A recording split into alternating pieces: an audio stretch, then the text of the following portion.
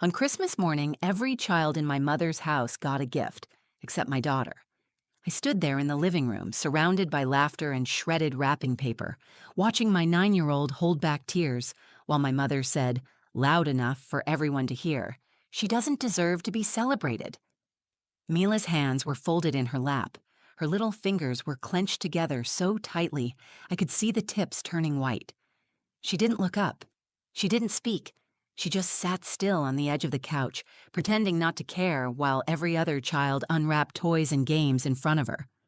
I felt something twist inside me. I wanted to scream. I wanted to throw something.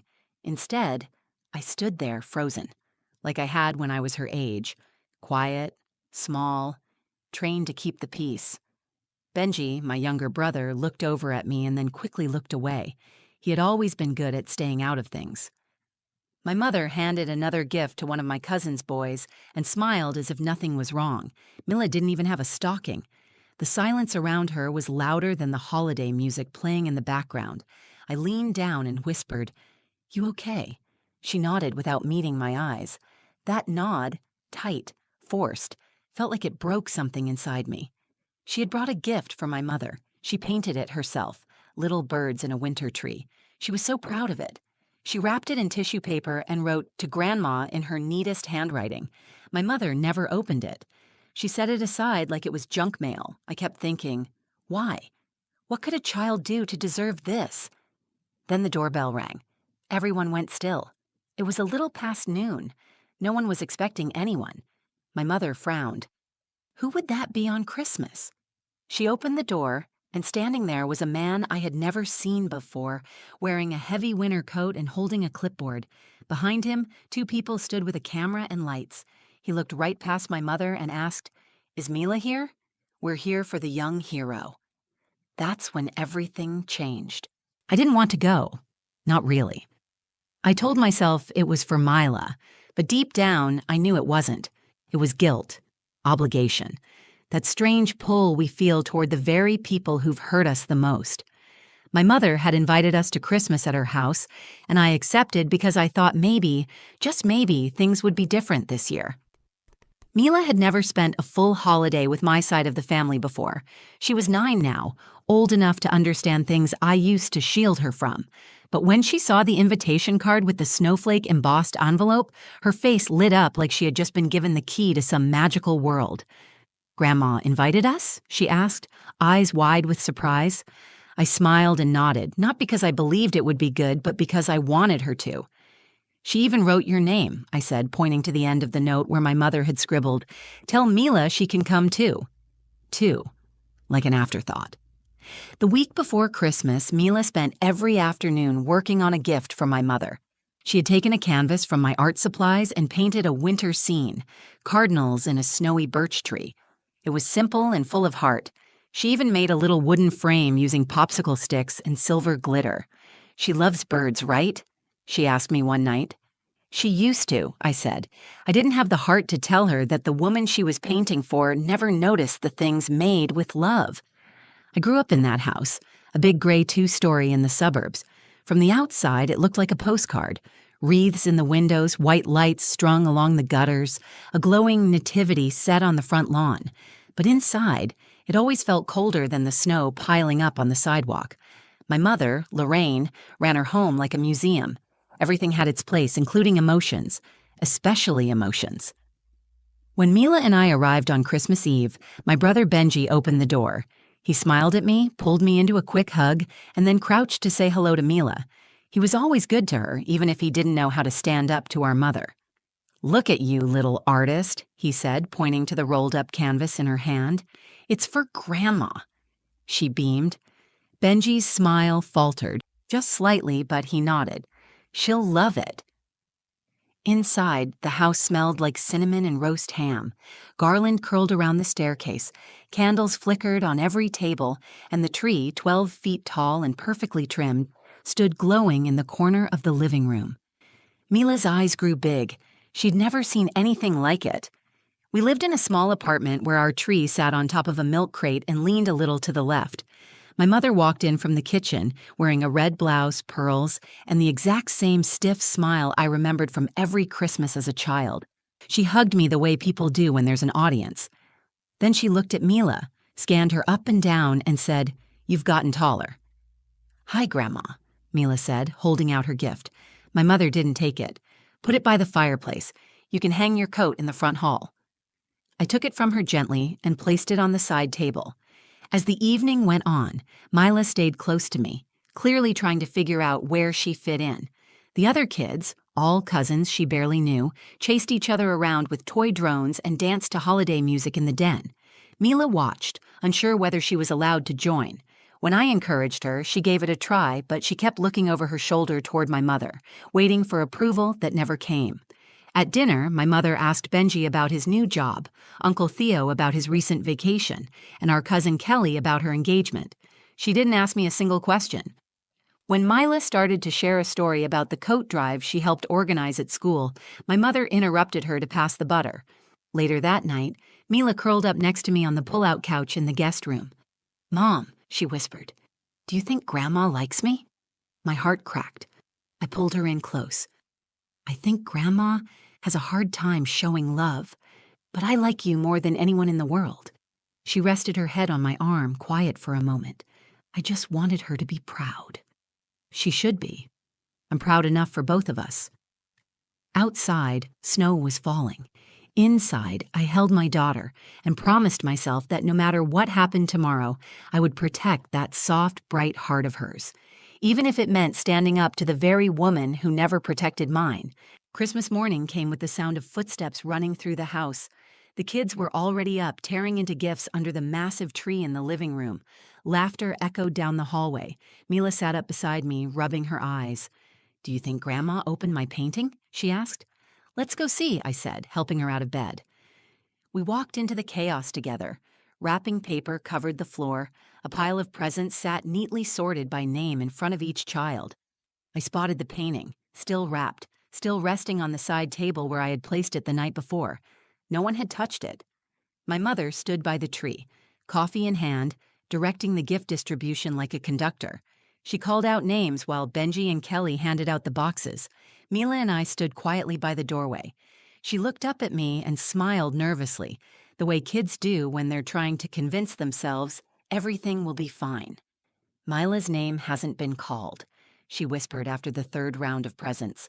I nodded, keeping my voice low. They're probably saving the best for last. But deep down, I knew that wasn't true. 10 more minutes passed. Each cousin received a pile of gifts. Even Theo, who barely showed up to family gatherings, handed his grandson a toy car with a proud grin. Mila still had nothing in her hands. Benji finally noticed and walked over. "Hey, Mom," he said quietly. "Did Mila's gifts get mixed up or something?" My mother didn't flinch. "Number. There aren't any gifts for her." Benji blinked. "What do you mean?" "She doesn't need anything from this house," she said, turning away to refill her coffee. That child is being raised with no discipline and no respect. Rhea lets her speak like she's equal to adults. That's not how we do things in this family. I stepped forward, my voice low and controlled. "Mom, she's a child. She's 9. You don't get to punish her for how you feel about me." "She needs to learn that the world doesn't reward bad behavior." "What behavior are you talking about?" I asked, trying to keep my voice from shaking. "Because she made a painting for you? Because she's kind?" My mother turned and looked directly at Mila. "You don't get praise just for showing up. You don't deserve to be celebrated." I looked down at Mila. Her face was pale. Her lips were pressed into a tight line. Her eyes were glassy, but she didn't let a tear fall. She just stood there, hands at her sides, like she was trying to disappear. I wanted to pick her up and walk out right then, but I was frozen. The kind of frozen that comes when the pain is too familiar. I had stood in that exact spot as a child, hearing the same tone from the same mouth. It was like history was playing out all over again, only this time I wasn't the one being torn down. It was my daughter. Benji looked like he wanted to say something but didn't. He shifted uncomfortably, then offered Mila one of his gifts. "You can open this one," he said. "It's just a scarf, but it's warm." Mila shook her head and whispered, "It's okay." She walked to the couch and sat down alone. The kids went back to playing. The adults pretended nothing had happened. I stood there, fists clenched at my sides. my heart pounding in my chest. The urge to fight, to scream, to pull Mila into my arms and shield her from everything in that room was overwhelming. But I stayed still. I stayed still because I knew if I started, I wouldn't stop, and I couldn't make this moment worse for her. Later, when things quieted, I brought Mila her coat and motioned toward the front door. "Want to take a walk?" I asked. She nodded.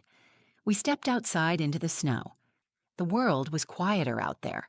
The cold air bit at our cheeks, but at least we could breathe. We walked past the hedge and stood at the end of the driveway. Mila looked up at the sky, gray and heavy with more snow. Then she looked at me. "Is it because I'm not good enough?" she asked.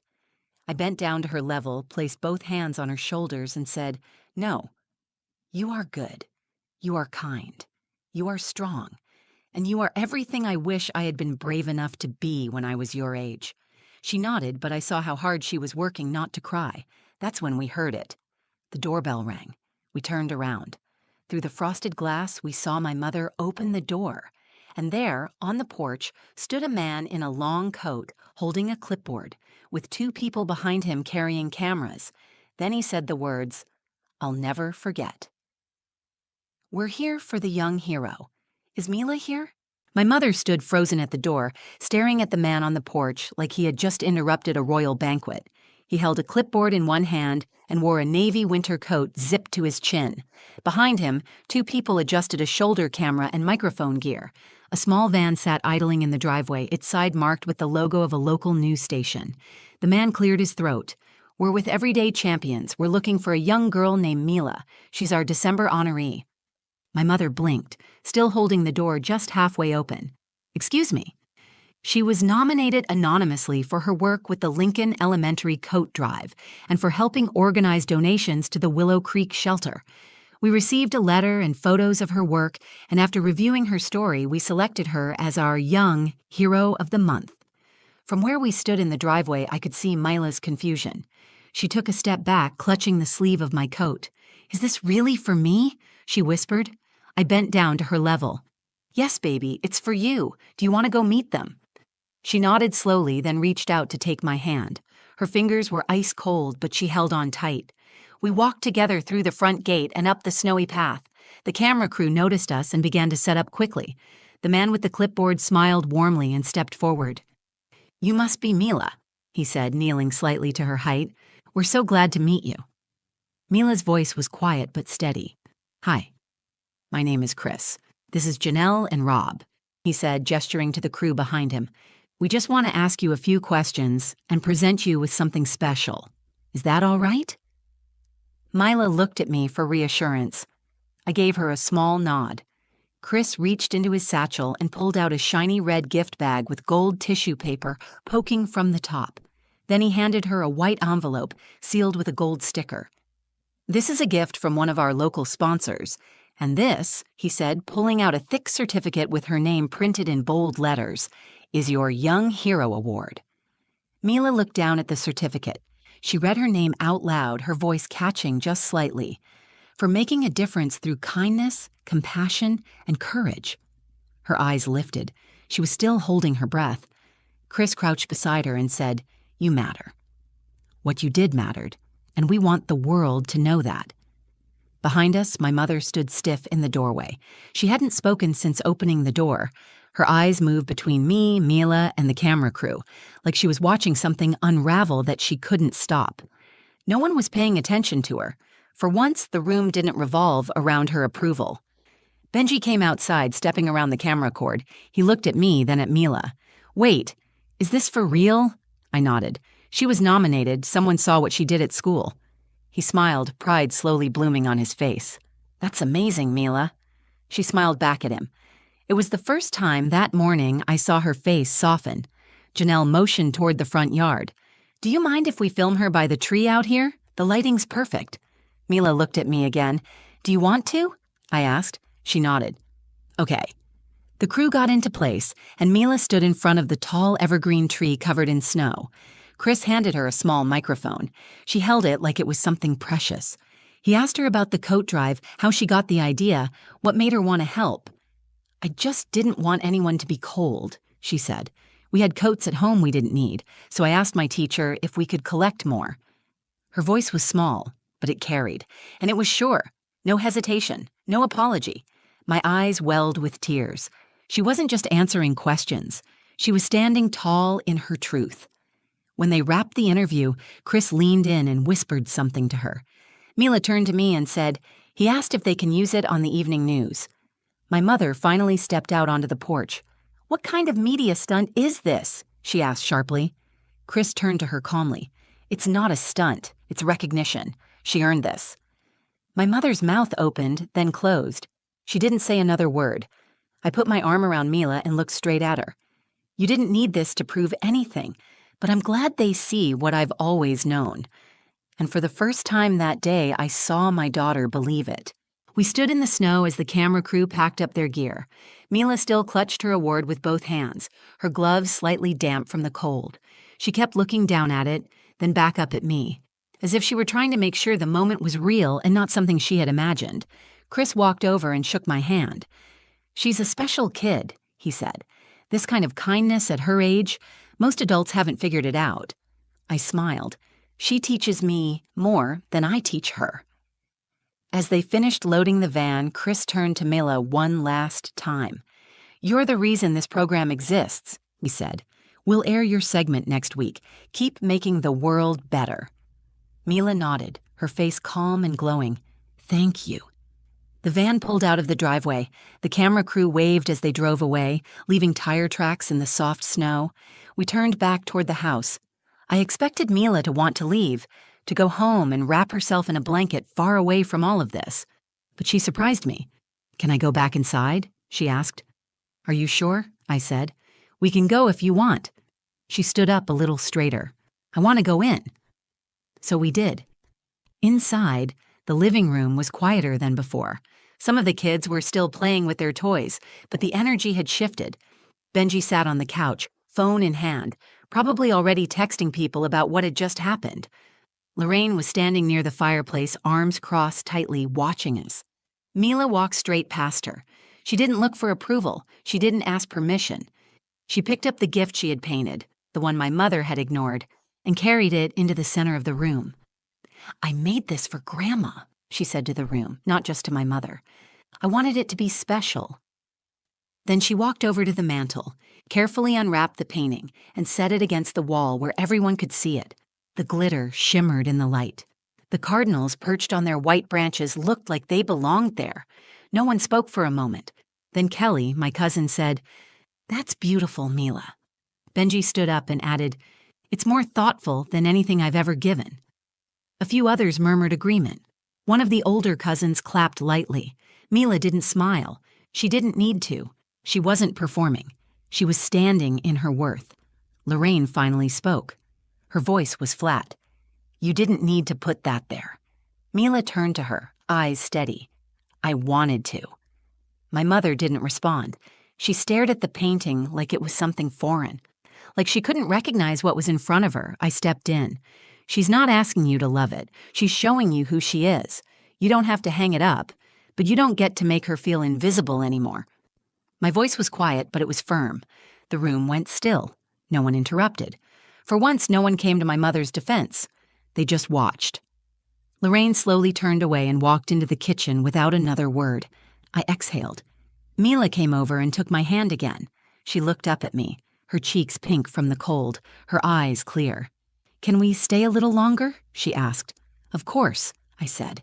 She sat down beside her cousins and started building a tower out of toy blocks. Kelly's daughter handed her a small figure to put on top. They began playing like they'd known each other all along. For the first time that day, Mila didn't seem like a guest. She didn't look lost or out of place. She looked like she belonged, not because anyone gave her permission, but because she had claimed the space herself. I stood back, watching her laugh with the other kids, her shoulders relaxed, her joy unfiltered. And I thought about how much strength it took to stay soft in a world that tried to make you hard. She didn't raise her voice. She didn't fight. She just showed up, offered kindness, and held her ground. And somehow, that was louder than anything I could have shouted. My daughter didn't need gifts to be worthy. She didn't need validation from anyone in that house. But in standing tall, in walking back inside, in sharing her heart without apology, she turned the whole day around. She didn't just get recognized, she reminded everyone what grace looks like.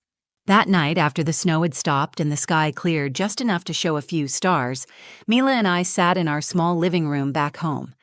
Our tree was lit with soft yellow bulbs, ornaments tilted slightly from where the branches sagged, and underneath it sat a single red box, the one Mila had received from the Everyday Champions crew.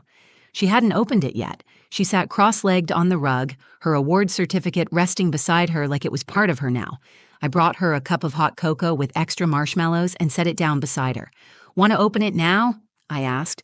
She looked up at me, her eyes tired but still glowing. "Can we do it together?" I nodded, sat down beside her, and watched her carefully unwrap the gift. Inside was a small blue tablet with a silver case. There was also a note tucked under the lid.